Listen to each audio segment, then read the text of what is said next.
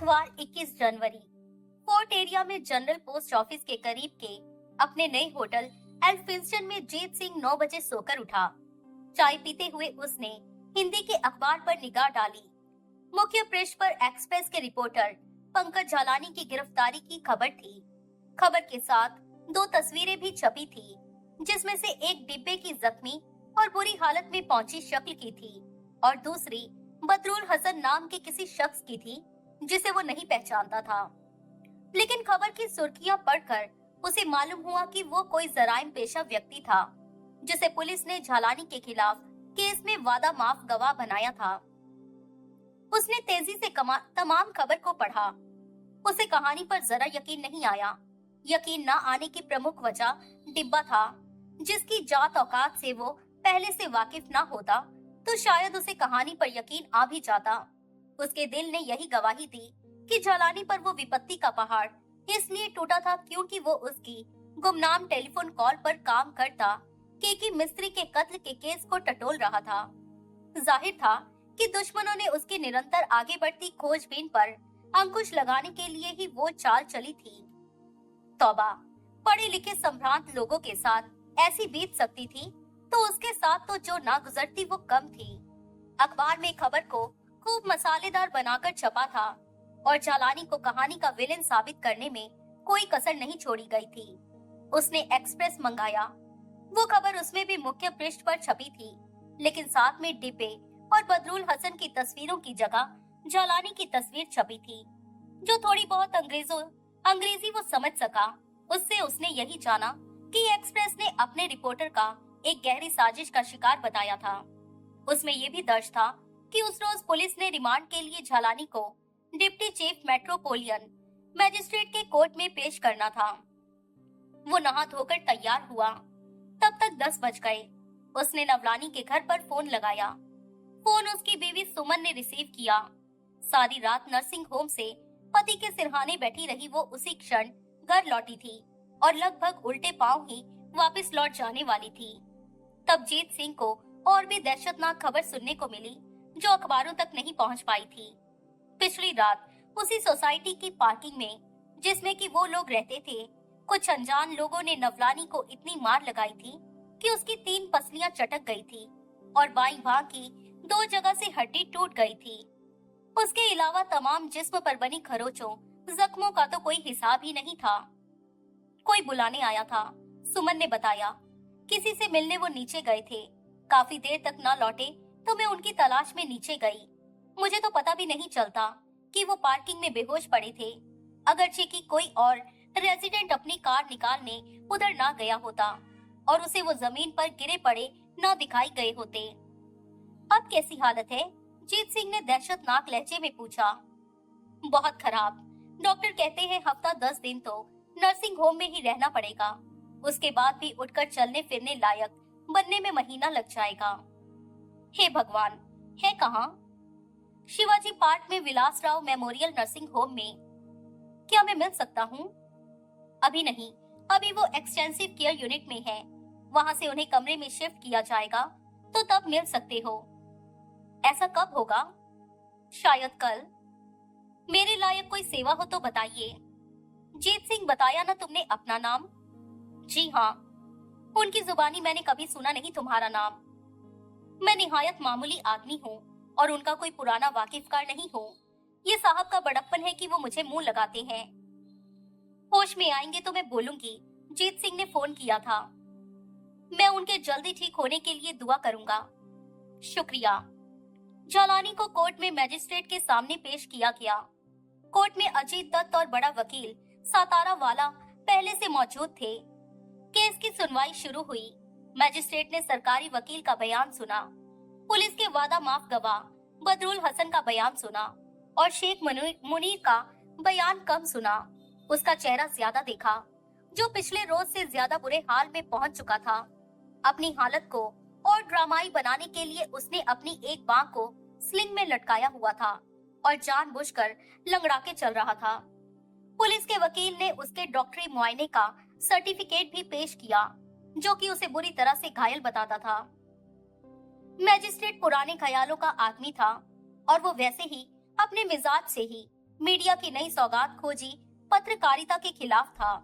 उसने निसंकोच झालानी की जमानत की अर्जी रद्द कर दी और पुलिस की रिमांड की अर्जी कबूल करते हुए उसे 4 दिन के रिमांड पर वापस पुलिस के हवाले कर दिया। झालानी का चेहरा उतर गया। डोंट वरी, अजीत दत्त ने गंभीरता से उसको कंधा थपथपाया। मिस्टर सतारा वाला कुछ करेंगे। हम आज ही हाई कोर्ट में अर्जी लगाएंगे, सतारा वाला बोला। ठीक है, गहरी सांस लेता झालानी बोला। We will do our best. I am sure you will. हवलदार ने उसके कंधे पर दस्तक दी। झालानी पुलिस वालों के साथ हो लिया। जीत सिंह ग्रांट रोड पहुंचा। बिग बॉस से मालूम हुआ कि प्रोप्राइटर बीमार था, अपने घर पर रेस्ट करता था और पता नहीं कब तक उधर नहीं आने वाला था। वो माटुंगा पहुंचा। बड़े अनिच्छापूर्ण भाव से डिब्बे ने जीत सिंह से मिलना कबूल किया। वो बेडरूम में तकियों के सहारे लेटा हुआ था, जहाँ की उसके एक नौकर ने जीत सिंह को पहुंचाया। कैसे आया? डिब्बा भुन भुनाता सा बोला। छापे में पढ़ा, नकली हमदर्दी दिखाता जीत सिंह बोला।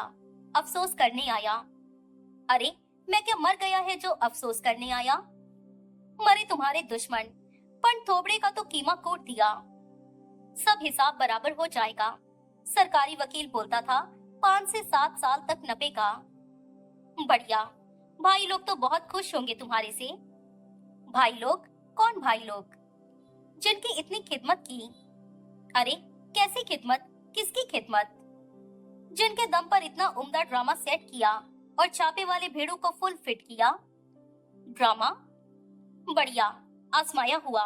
मैंने एक फिल्म में देखा, ऐसा एक भेड़ो एक मवाली को बोला, मेरे को मार। राजी से खूब मार खाया, तुम्हारा माफी की थोबड़ा निकाल लिया और फिर प्रेस को बयान दिया कि इंस्पेक्टर ने मारा। इंस्पेक्टर बेचारा सस्पेंड, वर्दी सितारे सब उतर गए। डिब्बा कुछ क्षण खामोश रहा। जीते, फिर वो बोला, मुझे लगा था कि तू बाज आ गया था, पर तेरी बातों से लगता है गलत था। मैं समझा नहीं। ऐसा भोला बन के मत दिखा, सब समझा है तू। अरे भीड़ू, दरिया में रहना हो तो मगर से बैर नहीं करते। मैं अभी भी नहीं समझा। कैसे समझेगा? बड़ा बटाटा फिर समझाने आएगा तो समझेगा। डिब्बा, तेरे को कैसे मालूम कि बड़ा बटाटा मेरे को कुछ समझाने आया? नहीं आया क्या? नहीं आया तो अब आएगा। फिर मेरा हाल झालानी जैसा करेगा या नवलानी जैसा? कौन नवलानी? जो नर्सिंग होम में पड़ा अपनी मौत से जूझ रहा है। मैं किसी नवलानी को नहीं जानता। जानता नहीं या? जीते, अब इशारों में बात करने का वक्त चला गया है। अब मैं तेरे को साफ बोलता हूँ, बाज आजा वरना मारा जाएगा। किस बात से बाज आ जाऊं? तेरे को मालूम? अरे किधर मालूम? तू कुछ बोलेगा तो मालूम होगा ना। मेरे बोलने से तू कुछ नहीं समझने वाला, अब कोई और ही बोलेगा। और कौन? बड़ा बटाटा, जिसका आजकल तू मैला चाटता है। बाज नहीं आएगा तो तू भी चाटेगा। अब निकल ले। क्या निकाल रहा है घर से? मेरे को आराम करने का है। कोई चाय पानी के बिना ही निकाल रहा है घर से? चेते, अक्लमंद को इशारा काफी होता है। अरे, मैं अनपढ़ टपोरी, मैं किधर का अक्लमंद? है नहीं तो बन, हमेशा के लिए नहीं बन सकता तो वक्ती तौर पर तो बन। वक्त का इशारा तो समझ। क्या है वक्त का इशारा? अपनी औकात पहचान और चुप करके बैठ, गड़े मुर्दे ना उखाड़। किधर उखाड़े मैंने? लारा रेबेलो के बारे में एक लफ्ज भी बोला मैं क्या? कौन लारा रेबेलो? जिसके बारे में तूने साफ झूठ बोल दिया कि वो केकी मिस्त्री के साथ नहीं थी। नाम कैसे जान गया तू? तब कहीं जाकर जीत सिंह को अपनी गलती का एहसास हुआ। कोई बोला, वो लापरवाही जताता बोला, शायद तू ही बोला। हरगिज नहीं, मेरे को तो नाम मालूम ही नहीं था। कैसे होता? तो बड़ा बटाटा बोला होगा। ठीक है, जाता है। बोले तो वापसी में हाजी अली जाऊं तेरी फौरी शफा की दुआ मांगने? कोई जरूरत नहीं, मैं खुद चला जाऊंगा। ठीक है। दोपहर बाद 2:30 बजे के करीब दिलीप भालेकर थाने पहुंचा। उसकी दरख्वास्त पर झालानी से उसकी मुलाकात इंस्पेक्टर गोविलकर ने उसी छोटे से कमरे में अरेंज करवाई जिसमें खाली एक बेंच पड़ा था। कैसा है? भालेकर बोला। झालानी ने सहमति में सिर हिलाया। क्या मेरे को पहचाना? जालानी ने फिर सहमति में सिर हिलाया। मुंह में कोई तकलीफ है क्या? बोलने में मुश्किल? जालानी ने जवाब नहीं दिया। वादा खिलाफी का मजा मिला ना? मेरे को कुछ नहीं होने वाला, जालानी गुस्से से बोला। कौन बोला तेरे को कुछ होने वाला है? होने वाला होता तो अब तक हो गया ना होता। जहाँ चोरों की तरह घुसा था वहाँ मरा पड़ा ना होता। घर में घुस आए चोर को कोई गोली मार दे तो उसके ऐसा करने के अख्तियार पर कोई सवाल उठता है क्या? नहीं। शाना है तो किया क्यों नहीं आसान काम? कान को जब सीधे पकड़ सकते थे तो घुमा के क्यों पकड़ा? वो हंसा, फिर संजीदा हुआ। परसों रात, वो बोला, तेरे घर चढ़कर मैं तेरे को अकल देने पहुंचा। तू बोला अकल है तेरे पास। मैंने ये सोच के बात को नक्की किया कि अकल है तो अकल से काम लेगा। पर अगली दोपहर जब तू उधर ना मिला तो मेरे को पक्की हो गया कि तेरी अकल में लोचा जो कि मेरे को ही निकालने का था। घर से किधर खिसक गया, बीवी बच्चे को किधर खिसका दिया तो समझा सेफ। कुछ नहीं होने वाला था। सोचा होगा तेरे को, तेरे बीवी बच्चों का ढूंढना बहुत मुश्किल। खेत में है ना ससुराल तेरा? इतनी सी जगह है खेत। भालेकर ने दाएं हाथ की उंगली और अंगूठे में एक फासला बनाकर उसे दिखाया। घर घर जाके भी पूछना पड़े तो क्या टाइम लगेगा मालूम करने में कि तेरी बीवी किधर रहती है? जालानी सक पकाया। मेरा काम है वही खबर निकालना जो ना मिलती हो। अभी और नमूना है मेरे पास। क्या? तू मेरे को बोला तो सब कुछ किसी फ्रेंड को आगे बोल के रखा। उस फ्रेंड को जिसके साथ परसों रात तू कहीं बाटली मारेला था। तू बोला उसको तेरे कत्ल की खबर लगेगी तो जो तू उसको बोला वो सारी दुनिया को बताएगा। ठीक बोला ना मैं? हाँ तो? उसके हाथ में एक अखबार था जिसको एक जगह से मोड़कर उसने जालानी के सामने किया। यही है ना वो भीड़ू? वो बोला।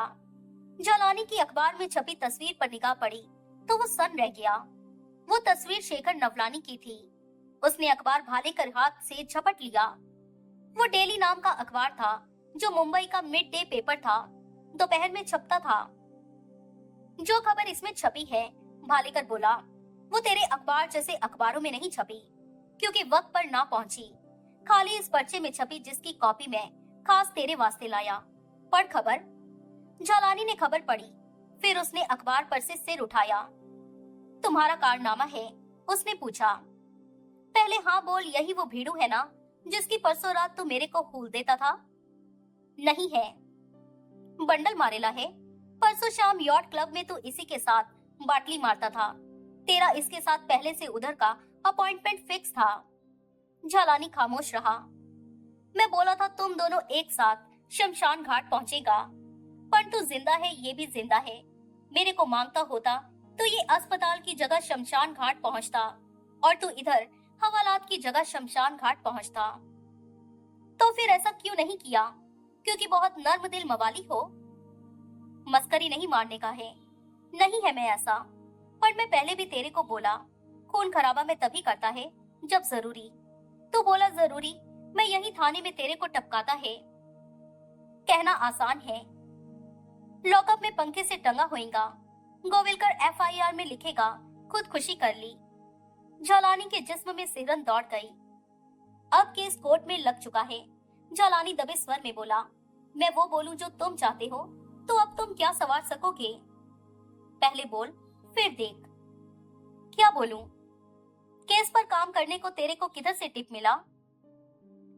हाँ, किधर से? गुमनाम फोन कॉल आई। ऐसी फोन कॉल अखबारों के दफ्तरों में आम आती है। पता लगाने की कोशिश नहीं की कि कॉल करने वाला कौन था? की, लेकिन पता लग नहीं सका। कोई हिंट भी नहीं मिला क्या? जालानी जीत सिंह उर्फ बद्रीनाथ का नाम जुबान पर नहीं लाना चाहता था, लेकिन जानता था उस मवाली की तसल्ली के लिए कुछ ना कुछ बोलना जरूरी था। खाली इतना पता लगा कि कॉल जिस नंबर से आई थी वो नागपाड़ा के राजदीप होटल में चलता था, पर ये पता नहीं लगा कि उधर कॉल लगाई किसने थी। राजदीप होटल जो उधर अलेक्जेंड्रा सिनेमा के पास है क्या? हाँ। ये तेरा जोड़ीदार बाटली फ्रेंड शेखर नवलानी जिसका छापे में फोटो छपा, ये भी तो किसी गोवानी लड़की की तलाश में जगह जगह पूछताछ करता फिर रहा था। ये ऐसा क्यों कर रहा था? इसे भी टिप मिला था क्या? नवलानी टिप पर काम क्यों करेगा? वो तो प्रोफेशनल प्राइवेट डिटेक्टिव है, फीस लेकर काम करता है। कोई फीस भरा क्या? मैं बोला, तेरा पर्चा फीस भरा क्या? किसी ने फीस नहीं भरी उसकी। वो मेरा दोस्त है, मेरी मदद करता है। दोस्ती में मदद करता है? हाँ। फीस को नक्की बोलकर। खाली होता है तो? आजकल खाली है, इसलिए दोस्ती में मदद करता था, तेरी खातिर पूछताछ करता था। हाँ। मैंने मान ली तेरी बात, अब अपना इरादा बोल। मैं क्या बोलूं? तुम ही कुछ बोलने वाले थे, तुम ही बताने वाले थे कि तुम मेरा क्या संवार सकोगे। बताता है, पर गारंटी मांगता है कि पहले की तरह वादा खिलाफी नहीं करेगा। नहीं करूंगा। तेरे को दूसरा चांस इसलिए है क्योंकि पेरेस वाला है। मैं उसूल बना के रखा कि पुलिस और पेरेस से पंगा नहीं लेना मांगता। कभी कोई पुलिस वाला नहीं टपकाया, कभी कोई पेरेस वाला भी नहीं टपकाया। बोले तो तेरे से शुरू करे क्या? नहीं। तो मैं पक्की समझूं कि तू वादा खिलाफी नहीं करेगा? हाँ। चिल्लाकी भी नहीं करेगा? चालाकी। कोई शानपंती नहीं करेगा? कैसे शानपंती? खुद खामोश बैठ जाए और छापे के किसी अपने जैसे भीड़ों को किसी काम पर लगा दे। मैं ऐसा नहीं करूंगा, ऐसा मैं कर भी नहीं सकता। ये एडिटर का काम होता है। तू एडिटर को बोलेगा क्या? नहीं। जो बोल चुका उसका क्या होगा? अभी तक नहीं हुआ तो अब क्या होगा? अब कोई छोटी मोटी बात छप भी गई तो वो कोई ज्यादा हलचल नहीं मचा पाएगी। तू हाथ खड़े कर। क्या? एडिटर को बोल आगे केस में कुछ नहीं रखा। अच्छा वो? हाँ वो। ठीक है। तेरा 4 दिन का रिमांड है। उसके बाद जब तेरे को कोर्ट में पेश किया जाएगा तो सरकारी वकील और रिमांड की मांग नहीं करेगा, इसलिए बेल में कोई प्रॉब्लम नहीं होगा। लेकिन 4 दिन? अभी आगे सुन, पूरी बात सुन। बोलो। तेरा वकील हाई कोर्ट में आज अर्जी लगा लेगा तो उस पर सुनवाई कल होगी। हाई कोर्ट में बेल मंजूर हो गई तो तू कल छूट जाएगा, वरना उसके और 2 दिन बाद लोअर कोर्ट से ही छूट जाएगा। ये मैं तेरे को पक्की करता है। बेल हो जाने से केस तो नहीं खत्म हो जाता? केस भी खत्म हो जाएगा। कैसे? डिब्बा अपनी शिकायत वापस ले लेगा, बोल देगा कि वो जो कंप्रोकर के माइस होता है वो कोर्ट से बाहर हो गया। कॉम्प्रोमाइज? आपसी समझौता? हाँ वही वही। अब ऐसे ही क्लास में नवलानी की भी जाके ले, या उसे तू ही समझा लेगा? मैं समझा लूंगा। फिर क्या वादा है? फिर समझ सब ठीक हो गया। अभी कहाँ हो गया? वो तो इधर से निकलूंगा तो जानूंगा। उसके लिए कोर्ट का ऑर्डर जरूरी। पर तू समझ, तू थाने का मेहमान, जो खिदमत बोलेगा होएगा। अभी जाता है। झालानी ने सहमति में सिर हिलाया। वो दरवाजे की तरफ बढ़ा, ठिठका, घूमा और फिर बोला, एक बात और। वो भी बोलो। झालानी बोला, बदरुल हसन जो किया इस वास्ते किया क्योंकि मैं बोला। वो तो अब जाहिर है। बाहर निकलकर उसके गले ना पड़ जाना। अब उसके गले पड़ने से मेरे हाथ क्या आएगा? आगे आएगा ना। बढ़िया तजुर्बेकार, कांटे की खबर निकालने वाला खबरी वो अभी भी बराबर है। ठीक है, डिब्बे के भी। मौजूद हालात में तुम्हारे किसी भी तोते, किसी भी चमचे के पीछे पड़ना वादा खिलाफी होगी। अभी समझा। वो चला गया। जीत सिंह घाट कोपर पहुंचा। हीला घर में मौजूद थी। ऐसे चला आया। वो बोला, उम्मीद नहीं थी मुलाकात होगी। आज लाइव प्रोग्राम नहीं था, खाली रिकॉर्डिंग थी। वो बोली, अभी लौट की आई। मैडम कैसी है? कैसी होगी? सबसे ज्यादा विपत्ति तो उसी पर टूटी। बहुत जिद करके कल रत्नागिरी भेजा तो आज मैं स्टूडियो जा पाई। यहाँ तो उस बेचारी अपाहिज के लिए प्रॉब्लम ही प्रॉब्लम है। रत्नागिरी में फैमिली के साथ रहेगी तो कुछ तो चैन पाएगी। यहाँ तो जैसा हाल था, मेरे को यही अंदेशा लगा रहता था कि कहीं सुसाइड ना कर ले। ओ, कैसे आया? ऐसे ही मिलने चला आया। नया कुछ नहीं मालूम हुआ क्या? हुआ तो सही कुछ मालूम। मसलन क्या? पहले तो यही गारंटी हुई कि नेता लोग जी जान से अपने छोकरे को बचाने में लगे हैं। ऐसी ऐसी चालें चल रहे हैं जैसी कोई ताकत वाले लोग ही चल सकते हैं। ऊपर से उनकी हर करतूत में पुलिस उनकी मदद कर रही है। अब क्या हुआ? आज का अखबार देखा क्या? नहीं देखा, टाइम नहीं लगा। सुबह का कोई अखबार देखना, डेली करके वो अखबार भी देखना जो दोपहर में छपता है। देखूंगी, लेकिन है क्या उसमें? जीत सिंह ने उसे झालानी की गिरफ्तारी और शेखर नवलानी की धुनाई की बाबत बताया। ओ माय गॉड, हीला आतंकित भाव से बोली। Oh my good God. Jhalani केकी के कत्ल की साजिश का पर्दाफाश करने में लगा था और शेखर नवलानी, जो कि प्राइवेट डिटेक्टिव है, उस गोवानी लड़की की तलाशी की जी तोड़ कोशिश कर रहा था, जो शनिवार रात को केकी के साथ थी और जो तभी से गायब थी। दोनों को ऐसा फिट किया गया कि कुछ करने के काबिल नहीं छोड़ा। जालानी हवालात में बंद है और नवलानी एक नर्सिंग होम में अभी भी बेहोश पड़ा है। यानी कि किस्सा खत्म? खत्म तो नहीं। अभी क्या उम्मीद है? नवलानी ने अपनी कोशिशों से गोवानी लड़की की बाबत कुछ जानकारी निकाली है। उसने पणजी की उस क्लब का पता निकाला है जिसमें उधर वो काम करती थी। उसके पैरनेम में रहती माँ का पता निकाला है और उसके एजेंट का पता निकाला है। उधर जाने से लड़की की बाबत कुछ मालूम पड़ सकता है कि वो कहाँ गायब हो गई और अब कहाँ पाई जा सकती है। एक बार वो लड़की बरामद हो जाए और वो अपना बयान देने को तैयार हो जाए तो बहुत तहलका मचेगा, तो नेता लोगों की भी नहीं चलेगी। ये बात क्या उन्हें नहीं मालूम होगी? होगी, क्यों नहीं होगी? तो फिर वो बरामद होने देंगे तब ना। हाँ वो तो है। लगता है अभी मेरे को भी कुछ करना पड़ेगा। जीत सिंह ने हैरानी से उसकी तरफ देखा। तुम क्या करोगी? अभी तो मेरे को खुद नहीं मालूम, लेकिन केकी की खातिर अब एक ऐसा काम करूंगी जिससे मैंने हमेशा परहेज किया है। क्या करोगी? एक फरियादी है जो सालों से फरियाद कर रहा है, उसकी फरियाद कबूल करूंगी केकी की खातिर। मैं समझा नहीं। दुश्मन के घर में सेंध लगाऊंगी। हिला, मैं अभी भी नहीं समझा। आइंदा दिनों में हो सकता है कि यहाँ पक्का ही ताला पड़ जाए, इसलिए जब आने का हो तो पहले फोन लगाना। तुम पहेलियां बुझा रही हो। है तो ऐसा ही कुछ। जीते, आज मैं एक बेहद खुफिया राज तेरे सामने खोलने जा रही हूँ। वादा कर कि तू उस बाबत फिलहाल किसी से कुछ नहीं कहेगा। नहीं कहूंगा। वादा करता है? हाँ, क्यों कहूंगा? वादा कर दिया तो कर दिया।